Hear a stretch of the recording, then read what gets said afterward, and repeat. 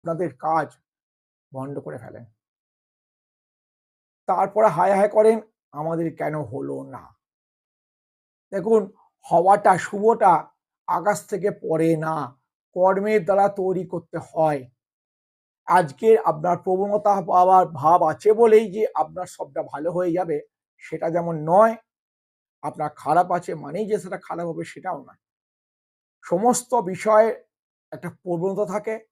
এই প্রবণতাটাকে ওভারকাম করে যাওয়াটা হচ্ছে আপনার ব্যাপার।